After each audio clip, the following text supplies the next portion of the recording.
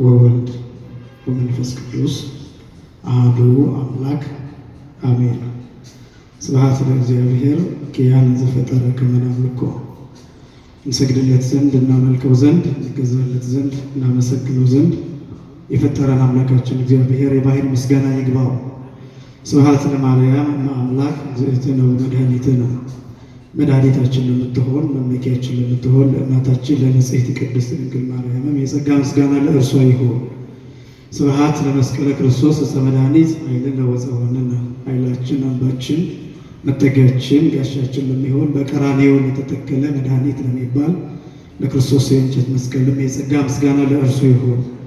ክቡር አባታችን መላከ ኃይል ቆሞስ አባ ገብረ ሚካኤል ለካቴድራላችን ሰባኪ ወንጌልና ጸሎት አሳራጊ፣ ክቡራን ወንድሞች ዲያቆናት ዘማሪያን፣ ክቡራን የእግዚአብሔር ልጆች አባቶች፣ እናቶች፣ ወንድሞች፣ እህቶች እንዲሁም ሕፃናት ሁላችሁም በእያሉ በልዑል እግዚአብሔር ስም እንደምን ዋላችሁ?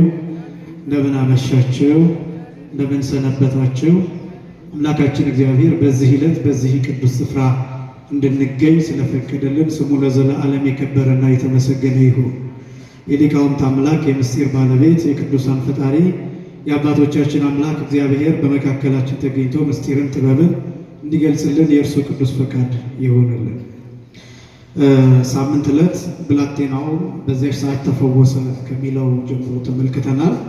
በዚያች ሰዓት የሚለውን በሰፊው አብራርተናል። ሳምንት ጌታችን መድኃኒታችን ኢየሱስ ክርስቶስ የተናገረበት ቃልና በሽተኛው የመቶ አለቃው ልጅ ማለት ነው የተፈወሰበት ሰዓት እኩል ነበር። ጌታ ቃል ሲናገር በዛ ሰዓት ሽባው ተፈወሰ። ስለዚህ በዚያች ሰዓት የሚለው ያ መሆኑን አይተናል። ሁለተኛ በዚህ ደግሞ ያቺ ሰዓት ጌታችን መድኃኒታችን ኢየሱስ ክርስቶስ አምላክነቱን የገለጠበት ሰዓት ነበር ብለን ሁለተኛ ያስቀመጥነው ነጥብ ጌታ በተናገረበት ሰዓት መፈወሱ አምላክነቱ በሁሉም ሙሉ እንደሆነ በሁሉም መገኘት እንደሚችል ቃሉ ኃይልና ስልጣን እንዳለው በዚህ አምላክነቱን አስተምሮበታል ብለን አንስተናል። ሶስተኛ ሰዓቱ አለመቀዳደሙ ጌታ ቃል ያወጣበትና በሽተኛው የተፈወሰበት ሰዓት ሳይቀዳደም እኩል መሆኑ በእርሱ ዘንድ ሁሉ የታወቀና የተረዳ መሆኑን በወደደ ሰዓት ደግሞ የሚደረግ መሆኑን ይህንን አንስተናል። ምስጢሩ ምንድን ነው የሚለውን አንስተናል። ብላቴናው አዳም ነው ብለናል።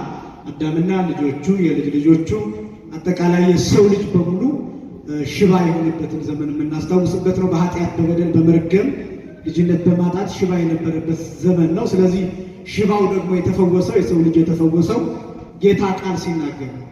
ጌታ ቃል ሲናገር ሽባው ተፈወሰ ማለት ነው። አካላዊ ቃል ወልድ ኢየሱስ ክርስቶስ በስጋ በተገለጠበት ሰዓት አዳም ተፈወሰ። ቃል ሲነገር ማለት ቃል ስጋን ሲዋሃድ ማለት ነው። ቃል በእኛ ባህሪ በእኛ ጠባይ ሲገለጥ በእኛ ምድር ሲገለጥ ማለት ነው። እሱን የሚያሳይ ነው። ያንም ተመልክተናል። አስደናቂው ነገር ብለን ያነሳነው ነገር አለ። አስደናቂው ነገር ምንድን ነው? ለምጻሙ እስራኤላዊ ነው። ይህ በለምጹን የፈወሰው ዳሶ የፈወሰው እስራኤላዊ ነው። ይህ መቶ አለቃው ደግሞ ከአሕዛብ ወገን ነው፣ ሮማዊ ነው ብለን አንስተናል። እና እስራኤላዊውን ዳሶ ነው የፈወሰው፣ ይሄኛውን ደግሞ በቃል ነው የፈወሰው። ይሄ የሆነበት ምክንያት የሚለውን ነጥብ በስፋት አንስተናል። እስራኤልን ዳሶ ፈወሰ ማለት ነው በቀጥታ አካላዊ ንክኪ ነው። ዳሶ መፈወስ ማለት አካላዊ ንክኪን የሚያሳይ ነው። አካላዊ ንክኪ ደግሞ የሚባለው ራሱ ክርስቶስ ከእስራኤል ስጋን ነስቶ የእነርሱ ዘመድ ሆኖ መገለጡን የሚያሳይ ነው። ዳሶ ፈወሳቸው ማለት ስጋቸውን ተዋህዶ አካላቸውን ተዋህዶ ማንነታቸውን ተዋህዶ ዘመዳቸው ሆኖ አጎት ወንድም በሚባለው ደረጃ ተገልጦ ከነገዳቸው ከወገናቸው ወገን ሆኖ መፈወሱን የሚያሳይ ነው። ይሄኛውን በቃል ብቻ ፈወሰው አሕዛብን ማለት ግን በጣም ሩቅ ነው። በስጋ በኩል ሲሰላ ክርስቶስ ከአሕዛብ ሩቅ ነው። ነገር ግን አሕዛብ ቃሉን ብቻ ሰምተው ሐዋርያት ነግረዋቸው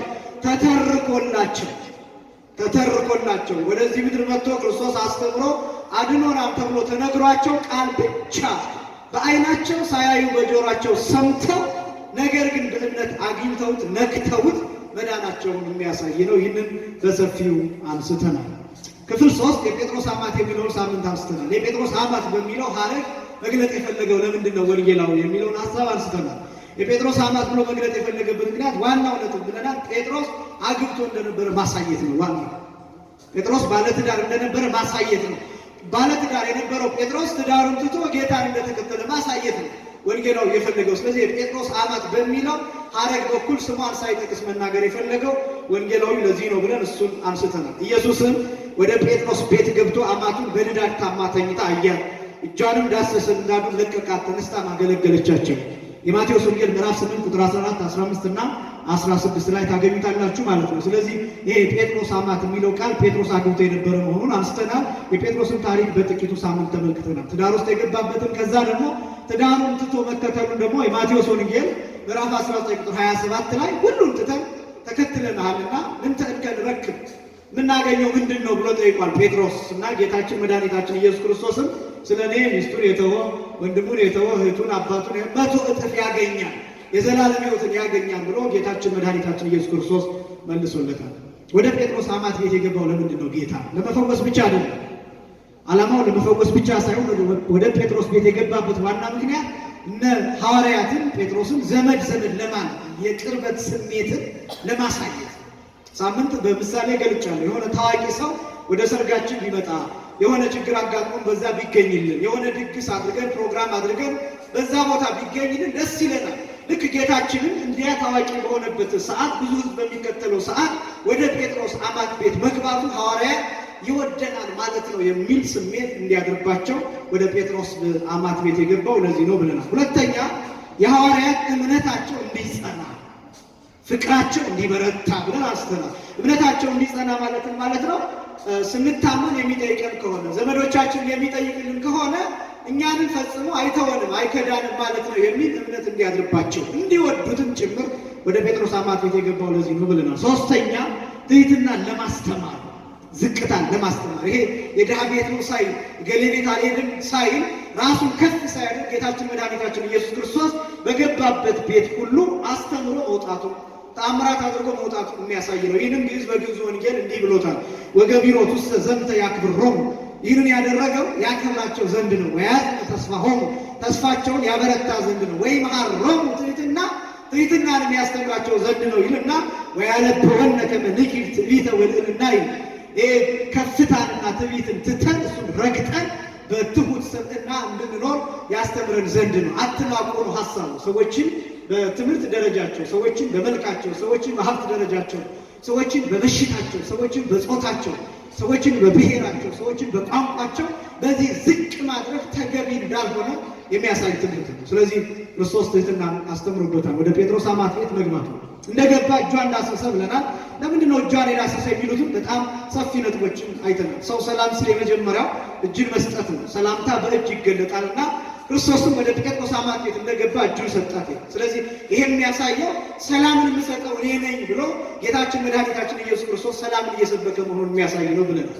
ክርስቶስ በእጆቹ በጣም ብዙ ቦታ በመጽሐፍ ቅዱስ ብዙ ክፍሎች በእጆቹ ሰላምን ሰብኳል። ለምሳሌ ደቀ መዛሙርቱ ደጁን ዘግተው በራቸውን ዘግተው ከትንሣኤው በኋላ ማለት ነው ፈርተው በነበሩበት ሰዓት እንደተዘጋ ገብቶ የመጀመሪያው እጆቹን ዘርግቶ ሰላም ለሁላችሁ ይሁን ነበር ያላቸው እና በእጆቹ ሰላምን ይሰጣቸው። ለሐዋርያት ሲያርግ እጆቹን አመሳቅሎ ነበር ሰላምን እየሰጣቸው በረከትን ሹመትን እየሰጣቸው ያረገው እጆቹን አመሳቅሎ ነበር እና ስለዚህ ክርስቶስ እጆቹን ዘርግቶ ከእጆቹ የሚዘንበውን የማይቋረጠውን ሰላም ለጴጥሮስ አማት እንደሚሰጣት ለማጠየቅ ስለዚህ እጁን ሰጠ። ሁለተኛው ፍቅርንና አክብሮትን ለመግለጥ ነው። እጁን የሚሰጣቸው ሰው ያከብራቸዋል። ስለዚህ ያንን ክብር ለመግለጥና ፍቅርን ለመግለጥ የሚያሳይ ነው። ሶስተኛው ደግሞ አለመጸየፉን እንደሚያመለክት ነው። ይቺ ሴት ታማለች ብለናል። ንዳድ ታማ ነው የተኛችው። በሽታው አይታወቅም። ንዳድ የሚባለውን እንግሊዝኛው መጽሐፍ ቅዱስ ብያቸዋለሁ ፌቨር ብሎ ነው የሚተረጉመው። ያ ማለት ትኩሳት ማለት ነው። ትኩሳት ደግሞ የሚባለው የብዙ በሽታዎች ምልክት ነው። ሰዎች በጣም በብዛት የትኛውን በሽታ ቢታመሙ አብዛኛውን ጊዜ ትኩሳት ይታያል። ይሄ ደግሞ ከውስጣችን ካለው የህዋሶቻችን የደም ሴሎቻችን የነሱ መረበሽ ወደ ሙቀት ይቀየርና ያ መልእክት ሙቀትን ያመጣል። እሱ ትኩሳት ይባላል። እንግዲህ ያን ጌታችን መድኃኒታችን ኢየሱስ ክርስቶስ ሳይጸየፍ እጇን ጨብጧል። ሌሎች ቢሆኑ ሐኪሞች ቢሆኑ ስጋውያን ሐኪሞች ቢሆኑ እጃቸውን አይጨብጡም፣ እጃችንን አይጨብጡም፣ የታመሙ ሰዎችን አይጨብጡም። ጓንት ያደርጋሉ፣ ማስክ ያደርጋሉ፣ አይን የሚሸፍን ያደርጋሉ፣ ጋውን ያደርጋሉ፣ የተለያዩ ነገሮችን ይጠቀማሉ። ስለዚህ አይጨብጡም። ሌላም ሰው መጥቶ የታመመን ሰው ሳይጸየፍ መጨበጥ አይችልም። ምናልባት ውስጡ እየተጸየፈ ይሆናል ቢጨበጥም። ክርስቶስ ግን ወደዚህ ሴት ቤት ገብቶ በቀጥታ እጁን ሰጠ እና አልተጸየፋት። ማንንም የማይጸየፍ አምላክ መሆኑ የማይጸየፍ ድሃን የማይጸየፍ በሽተኞችን የማይጸየፍ አምላክ መሆኑ ሳምንት ገልጬላችኋል። በጣም ወሳኝ ነው። ክርስቶስ ሲበላ ሳይታጠብ ሲበላ ሐዋርያት ነቅፈውታል። ለምንድን ነው ሳይታጠብ የሚበላው? ብዙ በሽተኛ ይነካል፣ ብዙ ሕመምተኞችን ይነካል፣ ብዙ ሰዎችን ለመፈወስ ግባቶችን አይነ ስውራንን ይነካል። ስለዚህ ለምንድን ነው ሳይታጠብ የሚበላው ብለው አምተውታል። ምክንያቱም ብዙ በሽተኞችን በእጁ እየዳሰሰ ይፈውስ ስለነበር አለመጸየፉን የሚያመለክት ነው። ሌላው የመርዳት ምልክት ነው። መርዳት ነው። እጅን መስጠት ማለት መርዳት ነው። አንድ ሰው የደከመን ሰው ልታበረቱ ስትሉ እጁን ትይዛላችሁ። የተቀመጠ ሰው እንዲነሳ ስትፈልጉ እጁን ይዛችሁ ታስነሳላችሁ። የታመመ ሰው እጁን ይዛችሁ ደግፋችሁ ታስነሳላችሁ። ታክሲ ውስጥ ናችሁ፣ መኪና ውስጥ ሆናችሁ የታመመ ሰው የደከሙ ሽማግሌዎችን፣ እናቶችን እነሱን እጃቸውን ይዛችሁ ታስገባላችሁ። ስለዚህ መርዳት። ክርስቶስ ደግሞ የመጣው እኛን ለመርዳት ነው። አዳምን ልጆቹን የልጅ ልጆቹን ለመርዳት ነውና እሱን ለማሳየት ነው። ትንቢተ ኢሳይያስ ምዕራፍ 59 ቁጥር 1 ላይ እነሆ የእግዚአብሔር እጅ ከማዳን አላጠረችም ይላል። የማዳን እጅ ነው። ይሄ የመርዳት እጅ ነው። ይሄንን የሚያሳይ ነው። ሊያድነን ነው የመጣው። ይሄ እጅ ደግሞ አይታጠፍም፣ እንደተዘረጋ የሚኖር እጅ ነውና ይሄንን ያመለክታል። ምስጢሩ ምንድን ነው? ምስጢሩ ምንድን ነው የሚለው እሱን በሰፊው አንስተናል። እጅን ልኮ የጴጥሮስ አማትን እጅ መያዝ ማለት የጴጥሮስ አማት የኦሪት ምሳሌ ናት። የብሉይ ኪዳን ምሳሌ ናት። እጆቹን ልኮ እጇን መጨበጥ ማለት የብሉይ ኪዳኑ 10ሩን ሕግጋት ትእዛዛት ኦሪትን ማስደቅ የዛ ምሳሌ ነው። ሳምንት እንዳነሳሁት በምሳሌ ባለስልጣናት አንድ ሕግ ላይ ከተስማሙ በኋላ የስምምነት የተለያዩ ፖሊሲዎች ላይ ከተስማሙ በኋላ ከተፈራረሙ በኋላ ሰነድ ሲቀያየሩ በብዛት ይጨባበጣሉ። አሁን ኮሮና ቢያስቀረው መጨባበጥ የማስደቅ ምልክት፣ የመስማማት ምልክት፣ እሺ የማለት ምልክት ነው። ክርስቶስ የጴጥሮስ አማት ምሳሌነት የኦሪትን 10ሩን ትእዛዛት የማጥበቅ አትግደል የሚለውን፣ አትስረቅ የሚለውን፣ አትሰስት፣ አታመንዝር የሚለውን፣ በሐሰት አትማል የሚለውን፣ በባልንጀራህን ገንዘብ አትመኝ የሚለው እነዚህን እንዳጸደቃቸው እንዳሉ እንደተቀመጡ ለማሳየት ክርስቶስ እጁን የጨበጠው ለዚህ ነው። እሷ የኦሪት የብሉይ ኪዳን ምሳሌ። በዛ ሰዓት ንዳዱ ለቀቃት ይላል። ንዳዱ ለቀቃት፣ ትኩሳቱ ለቀቃት ይላል። ለጊዜው ፍጹም ፈውስ መስጠቱን ለማመልከት ነው። ንዳዱ ለቀቃት የሚል ይሄ በቆሙ ነው። ምስጢሩ ደግሞ ምንድን ነው ቢባል ንዳዱ የመርገመ ሥጋ ምሳሌ፣ የመርገመ ነፍስ ምሳሌ፣ ንዳድ ልጅነት የማጣት ምሳሌ፣ ንዳድ የሞት ጣር የጻረ ሞት ምሳሌ፣ ንዳድ የሲኦል መከራ የሲኦል እሳት ምሳሌ ማለት ነው። ይሄ ለቀቃት ማለት እሷ የጴጥሮስ አማት የኦሪት ምሳሌ ናት፣ የብሉይ ኪዳን ምሳሌ ናት ብለናልና ንዳዱ ለቀቃት ማለት ይሄ ሁሉ በሽታ ከብሉይ ኪዳን የነበረው ዘመን ተወገደ፣ ቀዝቀዝ አደረገናት ማለት ነው። ይህንም በምሳሌ ጠቅሰናል። ለምሳሌ ሉቃስ ወንጌል ምዕራፍ 16 ላይ የአልዓዛርና የነዌ ታሪክ ሁልጊዜ የሚተረከው እሱ በሲኦል በነበረበት ጊዜ ነዌ ማለት ነው። በአብርሃም እቅፍ አልዓዛርን ሲያየው አብርሃም አባቶ እባክህ አልዓዛርን ላከው፣ ጣቱን ውሃ ላይ ነክሮ ምላሴን ያበርድልኝ ነበር። እየተቃጠለ ያ ንዳድ በብሉይ ኪዳን የነበረው ንዳድ፣ በብሉይ ኪዳን የነበረው ትኩሳት፣ ወንዶቹ 40 ቀን ሴቶቹ 80 ቀን እየተንፈራገጡ መቃብራቸውን ያህል ብሰው ይሞቱበት የነበረው ንዳድ፣ በሽታ፣ መርገም፣ ነቢያት ያለቀሱበት ወደ ሲኦል የተጣሉበት በአጋንንት እግር ይጠቀጠቁበት የነበረው ንዳድ፣ ህመም፣ ከእግዚአብሔር መለየት ህመም፣ በሰይጣን መቀጥቀጥ ህመም፣ እሱ ንዳድ ተብሎ ይጠራል። እጁን ላከ ማለት እጁን ዘረጋ ማለት ነው። እጁን ዘርግቶ ተሰቀለ ማለት እነ ልበ አምላክ ዳዊት እንዲህ እንደተናገሩ ፈኑ እዴከ ማርያም ከአርያም እጅህን ላክ ብለው ለምን እጅህን ላክ። ንዳዱን እንዲበርድልን፣ ሙቀቱን እንዲበርድልን፣ እሳቱን እንዲጠፋልን፣ ስቃዩን እንዲቆምልን፣ መከራችን እንዲያበቃ እንዲፈጸም እንዲጠናቀቅ እጅህን ላክ። ስለዚህ ያ እጅ ደግሞ ተብሎ የተጠራው ወልድ ኢየሱስ ክርስቶስ መሆኑን ሊቃውንቱ በብዙ መልክ ጠርተውታል። እጅ ማለት የወደቀ የሚያነሳ ነው። እጅ ማለት ኃይል የሚታወቅበት ነው። እጅ ማለት የራቀውን የሚያቀርብ የቀረበውን የሚያርቅ ማለት ነው ብለን ሳምንት እጅ ማለት የቀረበውን የሚያርቅ የራቀውን የሚያቀርብ እንደሆነ ወልድ ኢየሱስ ክርስቶስ ወደዚህ ምድር መጥቶ ዲያብሎስን አርቆ አዳምን ያቀረበበት፣ ዲያብሎስ ቀርቦ የነበረበት፣ ይህን ዓለም ተቆጣጥሮ የነበረበት፣ ይገዛ የነበረበት ያንን ዘመን እንዲያበቃ አድርጎ የሰው ልጅ ወደ ገዥነቱ፣ ወደ ክብሩ፣ ወደ ንጉስነቱ የመለሰበት ምስጢር ነው። የመለሰ ያ እጅ የሚያደርገው ነው፣ የሚፈጽመው ነው። ይሄ ብቻ አይደለም። በኋላ ዘመን ሁሉ ምን ብሎ ያላመኑበትን ኃጢአተኞቹን ከኔ ሂዱ ብሎ ገፍቶ አርቆ እኛን ያመንበትን ደግሞ ንቁ ሀቤ ብሩካኑ ለአቡዬ ያመናችሁብኝ አባቴ ብሩካን ኑ ዓለም ሳይፈጠር ያዘጋጀሁትን መንግስት ተወርሱ ዘንድ ብሎ የሚያቀርብበት ነው። እጅ ማለት ወልድ ነው። በክበበ ትስብእት ተገልጦ ፍርድ የሚሰጠው በግርማ መለኮት የሚታየው እርሱ ነው። እጅ የሚባለው እርሱ ያንን እጅ ነው ላክ ብሎ የተናገረ። ይሄ ብቻ አይደለም። በኃይል በእጅ ኃይል የሚታወቅ ሰዎች ኃይላቸውን ለማሳየት እጃቸውን ያሳያሉ። የፈረጠመ ጡንቻቸውን እያሳዩ ያስፈራሩናል፣ በዛ ይመካሉ። በወልድም የአብና የመንፈስ ቅዱስ ኃይል ታውቋል፣ ኃይላቸውን። በዚህ ምክንያት ኃይሉ ለአብ እየተባለ ይገለጣል።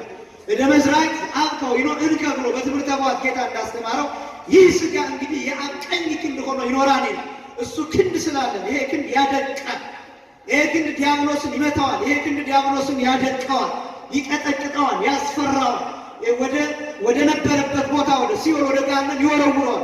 እሱ እንዳይቀርበን ያደርጋል። እና ኢየሱስ የሚለውን ስም ክርስቶስ የሚለውን ስም አማኑኤል የሚለውን ስም መያዝ ማለት መቁረብ ማለት ንስሐ መግባት ማለት ይሄን ክንድ ማድረግ ማለት ነው። ይሄን ክንድ ስታረጉ ማንኛውም ነገር አይቋቋማችሁም፣ አይችላችሁም። ዓለም እናንተ ላይ ስልጣን የለውም። መጥፎ ነገር እናንተ ላይ ስልጣን የለውም።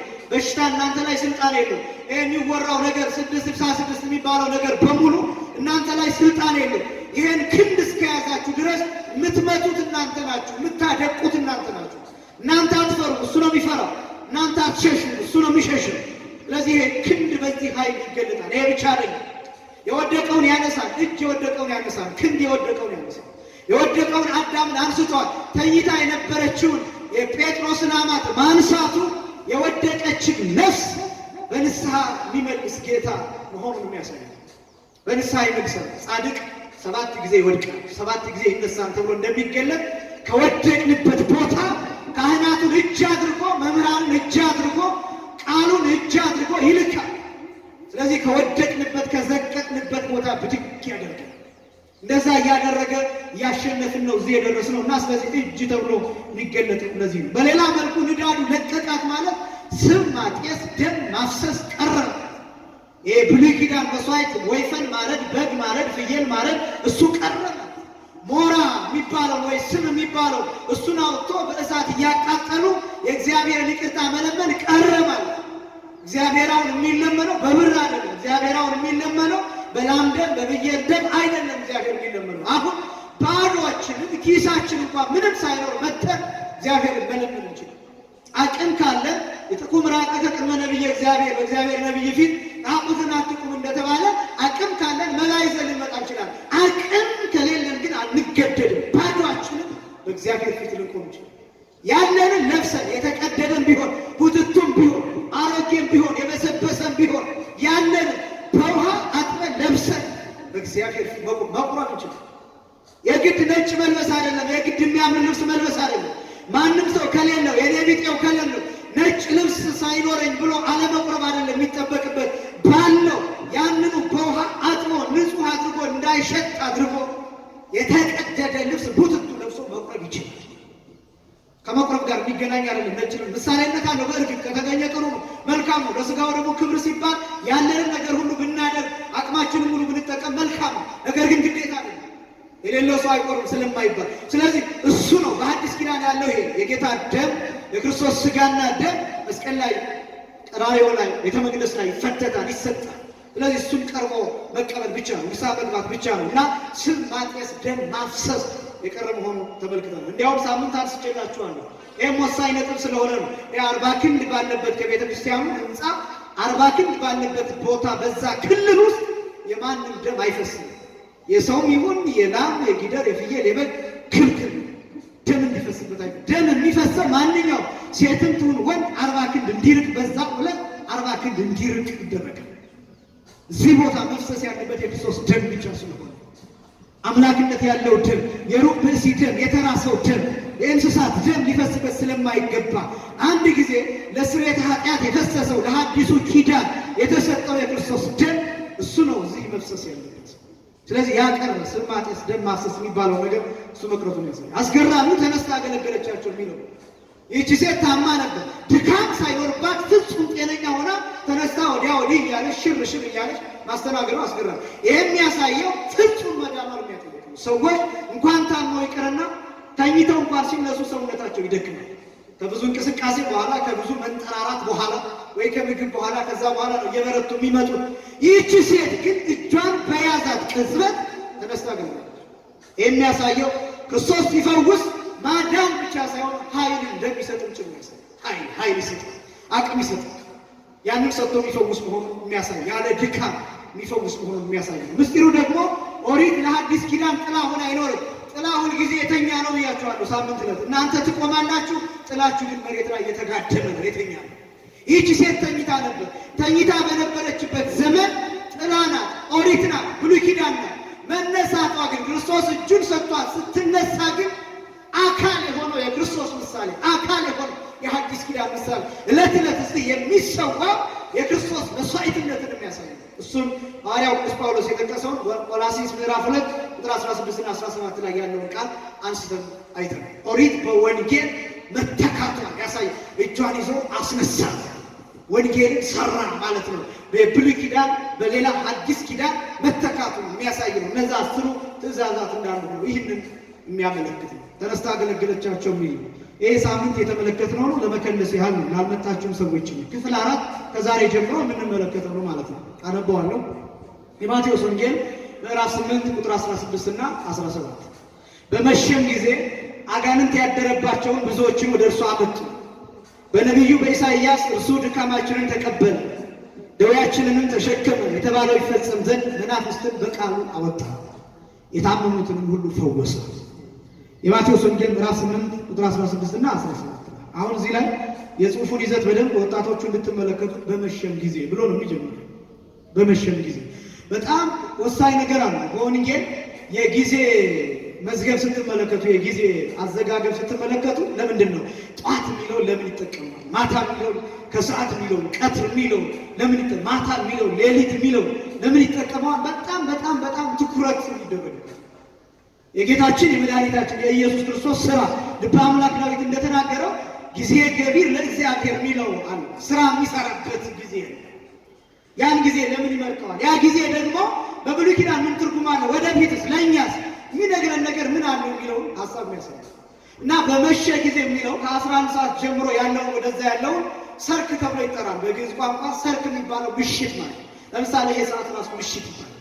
እንግዲህ ከዚህ በኋላ እስከ 3 ሰዓት ድረስ ያለውን በሙሉ መጽሐፍ ምሽት ነው፣ እስከ ማታ ድረስ።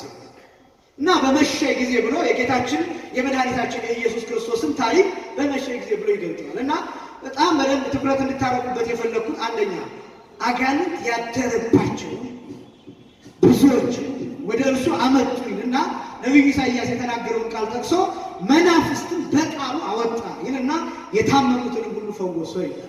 በሁለት ከፍሎ ነው በሽተኞችን ያስቀመጣቸው። አንደኛ መናፍስት ያለባቸው፣ ሁለተኛ ደግሞ የታመሙ ሰዎች። መናፍስት ያለባቸውና ያሉባቸውና የታመሙ የሚባሉት ሁለቱ በተለያየ አገላለጥ ነው የሚገለጡት። መናፍስት ያለባቸው ማለት ጤነኞች የሚመስሉ ግን ጋኔን ያደረባቸው፣ የሆነ ሰዓት የሚጥላቸው፣ የሆነ ሰዓት የሚያስጨዋቸው፣ የሆነ ሰዓት የሚያስለፈልፍባቸው፣ ጊዜ ጠብቆ ቢነሳባቸው ማለት ነው። ምልአተ ወርቅ ብለው ይጠሩታል ሊቃውንቱ። ጨረቃው በሚሞላበት ሰዓት በዛ ሰዓት በጣም ደም ይሞላል ይባላል፣ ሰውነት ይጨነቃል ይባላል። በዛ ሰዓት መንፈስ ይጥላቸዋል። ከዛ ውጭ ግን ጤነኛ የሚሆኑ ሰዎች አሉ፣ እነሱ መናፍስት ያለባቸው ይባላል። የታመሙ ደግሞ የሚባሉ ሽባ የሆኑ ሰዎች፣ መንቀሳቀስ የማይችሉ ሰዎች፣ ሌሊት የሚያሰቃያቸው የሚያስጨዋቸው፣ በጣም እግሬን ቆረጠመኝ፣ እጄን ቆረጠመኝ፣ ራሴን ወጋኝ፣ ልቤን ሸርተታለ፣ ሸቀሸቀኝ፣ ምናምን ፈለጠኝ፣ ቆረጠኝ የሚሉ ሰዎች እነዚህ የታመሙ ተብሎ ይጠራሉ፣ ህመምተኞች ይባላሉ። መናፍስት ያለባቸው የሚባሉት ግን ይሄ ስሜት ሳይኖራቸው ጤነኛ ነን ብለው ሲሄዱ መንገድ ላይ ሊጥላቸው ይችላል። እንዲህ አይነት ሰዎች መናፍስት ያሉባቸው ተብለው ይጠራሉ። እነዚህ ሰዎች መናፍስት ያሉባቸው ሰዎች ሐኪም ቤት ቢሄዱ አይገኝም፣ በሽታው አይገኝም፣ ጤነኛ ነው ይባላል። ራጅ ይነሳሉ፣ በኤክስሬ ይታያሉ፣ በሽታቸው አይገኝም። አልትራሳውንድ ይታያሉ፣ በሽታቸው ላቦራቶሪ ደም ሰጥተው ምናምን ሰጥተው ይታያል፣ ምንም ላይገኝ ይችላል። ምንም አይነት ንጹህ ነህ ምንም የለብህም ሊባሉ ይችላል፣ መንፈሱ ስለማይገኝ። የታመሙ ሰዎች ደግሞ የሚታመሙበት ምክንያት ሊኖር ይችላል። ስለዚህ ክርስቶስ ስንት አይነት ሰዎችን የፈወሰው የሚለው ነው ትልቁ። መናፍስት ያለባቸውንም ጭምር ህመም የሚሰማቸውን የሚሰቃዩትንም ጭምር። ደግሞ በመጽሐፍ ቅዱስ አገላለጥ ህመም ያለባቸው ማለት የሚሸቀሽቀው የሚፈልቀው የሚቆርጠው ደግሞ ብቻ ማለት ነው። አይናቸው የጠፋ ሰዎች፣ የጎበጡ ሰዎች፣ የሚያነክሱ ሰዎችም ደግሞ ሰይጣንም የሌለባቸው ግን ይሄ ፔን የሌላቸው ስቃይ የሌላቸው ሰዎችም ጭምር በሽተኞች ተብሎ በመጽሐፍ ቅዱስ ይገለጣል። ምን ማለት ነው? ለምሳሌ አንድ ሰው አንድ ጊዜ እግሩ የተቆረጠበት ሰው ከሆነ ከዛ በኋላ አይታመምም። በቃ ይሄ አካለ ጎደሎ መሆኑ ብቻ ካልሆነ በስተቀር ምንም አይነት የህመም ስሜት የስቃይ ስሜት አይኖርም። በሰላም የሚተኛ በሰላም የሚነሳ በሰላም የሚበላ የሚጠጣ ሰው ነው እያነከሰ ቢሄድ። የሞራል ህመም ብቻ ነው የሚኖረው። እነዚህ ሰዎች ግን በመጽሐፍ ቅዱስ በሽተኞች ተብለው ይጠራሉ። መጻጉዓን ተብለው ይጠራሉ። መጻጉዕ የሰው ስም አይደለም። አሁን ብዙ ጊዜ የተለመደው የዮሐንስ ወንጌል ምዕራፍ 5 ላይ ያለው 38 ዓመት በሽተኛ ሆኖ የኖረውን ሰው ብዙ ሰው መጻጉዕ ብሎ ነው የሚገልጸው። መጻጉዕ ስሙ አይደለም። መጻጉዕ ማለት በሽተኛ ነው። አይነ ስውራኑ መጻጉዓን ነው ተብለው የሚጠሩት። የሚያነክሱት ጎባጣ የሆኑት ሰዎች በሙሉ መጻጉዓን ተብለው ነው የሚጠሩት። መጻጉዓን ለብዙ ነው፣ በሽተኞች ማለት ነው። ለአንድ ሲሆን ደግሞ መጻጉዕ ማለት ነው፣ በሽተኛ ማለት ነው፣ ህመምተኛ። ስለዚህ በመጽሐፍ ቅዱስ አገላለጥ እነዚህን ሁሉ እና እነዚህ የታመሙት መናፍስት ያለባቸው ችግር ያለባቸው ወደ ክርስቶስ መጡ እና በመሸም ጊዜ የሚለው የመጀመሪያው ትርጉም በማንኛውም ሰዓት መፈወስ የሚችል መሆኑ የሚያሳይ ሲመሽም አይፈውሳሉ። ለምሳሌ ስጋውያን አዋቂዎች የሚባሉ የባህል ሐኪሞች የሚባሉ ሰዓት አላቸው የሚፈውሱበት። ሲመሽ መፈወስ አይፈልጉም። በጣም ከብዙ ነገር ጋር የሚገናኝ ሲመሽ የፀሐይዋ ስትገባ ከፀሐይዋ ብርሃን ጋር የማይገናኝላቸው ነገር አለ። ስጋውያን አዋቂዎች ከፀሐይ ብርሃን ከጨረቃ ብርሃን ጋር በተገናኘ የሚፈሩት ነገር አለ። ይሄ ብቻ ነው። የባህል ሐኪሞች አዋቂዎች ማታ ሰይጣን ይመታናል ብለው ያምናሉ። ወደ ቤታቸው ተከተው የሚገቡበት ሰዓት ነው። ይሄ ሰዓት ቤታቸው ውስጥ የሚሆኑበት ሰዓት፣ በዚህ ሰዓት የሚወጡበት ሰዓት አይደለም። በዚህ ሰዓት ሰይጣን ይፈራል። በዚህ ሰዓት ጋኔን ይፈራል። በተለይ ደግሞ ገጠር አካባቢ ያደጋችሁ ታውቃላችሁ። ማታ ላይ በጣም ብዙ የሚያስፈሩ ነገሮች አሉ። አጋንንት ራሳቸው መብራት እያበሩ የሚሄዱበት የሚታይባቸው፣ በቀጥታ በአይን የሚታዩባቸው፣ ድምፅ የሚያሰሙባቸው ሁኔታዎች ነው። የተለያዩ ያስነክፋሉ፣ ለአጋንንት አጋልጠው ይሰጣሉ የሚባሉ ነገሮች በሙሉ ጥንቃቄ ይደረጋሉ። ከተማ ላይ መብራት ስላለ ብዙም ማንፈራቸው፣ የሰዎችን ብዛት ስላለ ብዙም ማንፈራቸው ነገሮች ይኖራሉ። ሰዎች ሌሊት ሲጓዙ የጨረቃን ብርሃን ይጠብቃሉ። ጨረቃ የምታበራበትን ሰዓት በጨለማ መሄድ ከባድ ነው። በጣም ብዙ እነዚህ መጠጥ ያለባቸው ነገሮች የሚደፉበት ቦታ፣ አምልኮ የሚፈጸምባቸው ቦታ አካባቢ መሄድ ጋኔን አለ ተብሎ ስለሚታሰብ ሰዎች ይፈራሉ። በጣም አስፈሪ ነገሮች አሉ። ሌሊት ላይ ድምፅ በጣም የሚሰማበት ታውቃላችሁ። ድምፅ ከቀን በጣም ሌሊት ነው የሚሰማው ይባላል። ቀን ድምፅ ፈጣን የሚሆነው ቀን ነው ይባላል። በጣም ግን ፈጣን ሲሆን አቅጣጫ ይቀይራል ድምፅ። በዚህ ምክንያት ቀን ድምፅ አልሰማም። ሌሊት ግን ተኝታችሁ የሆነ ቦታ የሚተኮስ ጥይት ሊሰማችሁ ይችላል። ቀን አትሰሙም። ሌሊት ላይ በጣም አይምሮ ክትት ይላል፣ አይምሮ ይሰበሰባል። እያንዳንዷ ኮሽታ ትሰማለች፣ ግን ደግሞ ያስደነግጣል። በጣም ደግሞ በሽተኞች ህመማቸው የሚጸናው ሲመሽ ነው። ኢዮብ ይናገራል። ወሶበ በሴ እብል ማዕዜ ይጸብህ፣ ሲመሽ መቼ ነው የሚነጋው ላለሁ ይላል። ለህመምተኛ ሰው ከባድ ነው። ራሱን ለሚያመው ሆዱን ለሚቆርጠው ሰው ከባድ ነው። አይነጋም። ሰዎች ይተኛሉ፣ ያንቀላፋሉ፣ ያንኮራፋሉ። የእነሱን ማንቀላፋት የእነሱን ማንኮራፋት እየሰማ ህመምተኛ ህመሙ ይብስበታል። እግዚአብሔርን ይወቅሰዋል፣ ያማርረዋል። ጌታ ሆይ ለምንድን ነው እኔን እንዲህ ያደረከኝ? ከእነዚህ ሰዎች ለይተህ እንቅልፍ እንዳልተኛ ያደረከኝ ምን አርጌህ ነው ያለ ርያ አልነገር።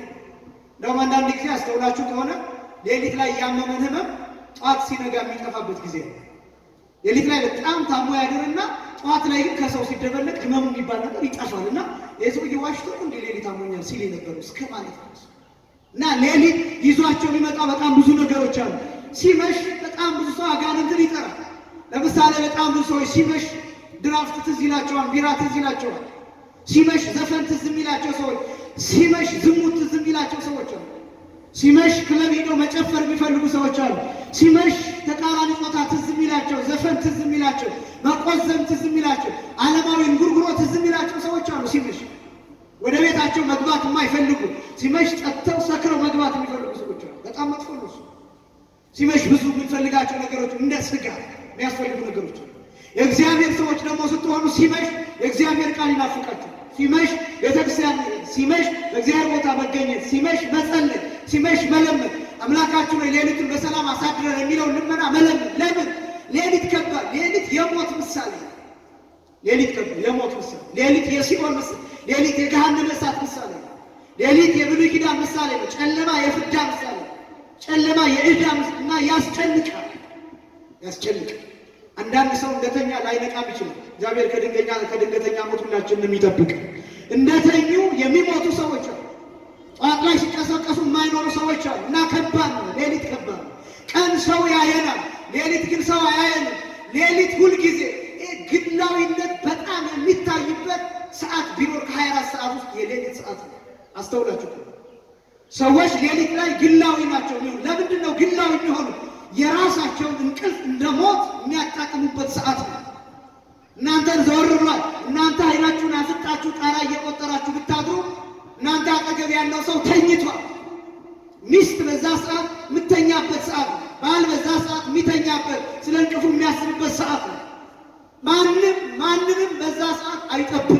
በዛ ሰዓት የሚጠብቀን እግዚአብሔር ብቻ። ወንድም እህቱን አይጠብቅም። እንቅልፍ ከወሰደው እንዴት ሊጠብቅ ይችላል? ልብ ብቻ ነው የሚያየው። እህት ከተኛች ወንድሟን እንዴት ልትጠብቅ ትችላለች?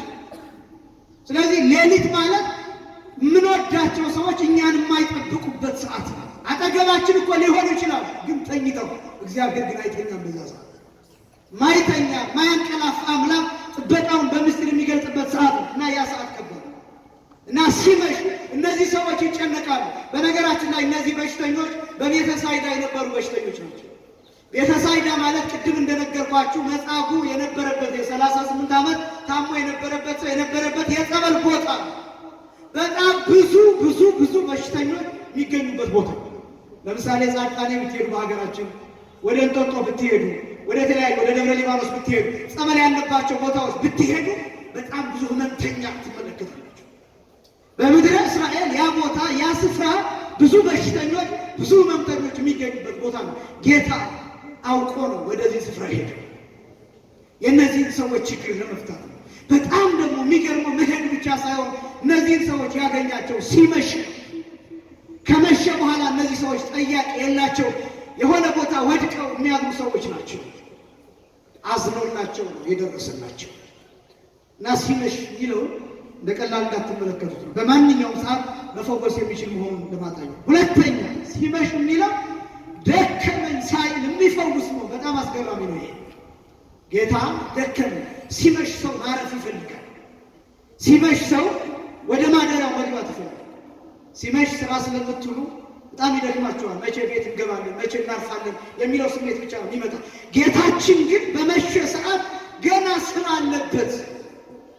ለምሳሌ ሐኪሞች የስራ ሰዓት አላቸው። በስራ ሰዓታቸው ሲወጡ የፈለገ በሽተኛ ይዛችሁ ሊሞት የደረሰ ይዛችሁ ሄዳችሁ እባክህ ዶክተር፣ እባክሽ ዶክተር፣ እባክሽ ነርስ ብላችሁ ብትለምኑ አይሰማችሁ ይችላል። አብዛኞቹ፣ ሁሉም አላለም፣ አብዛኞቹ በቃ እነሱ የዛ ሰው መሞት ላያሳስባቸው ይችላል። በእርግጥ መፍረድም ይከብዳል። ቀኑን ሙሉ ያደክማቸዋል። አንዳንድ ይሄ የሰው ጥላ ምናምን የሚባል ነገር አለ አይደለም? የሚያስጨንቅ ነገርም አለ።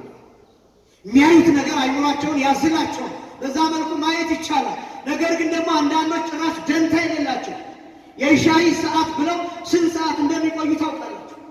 ሰዎችን የሚያመናጭቁ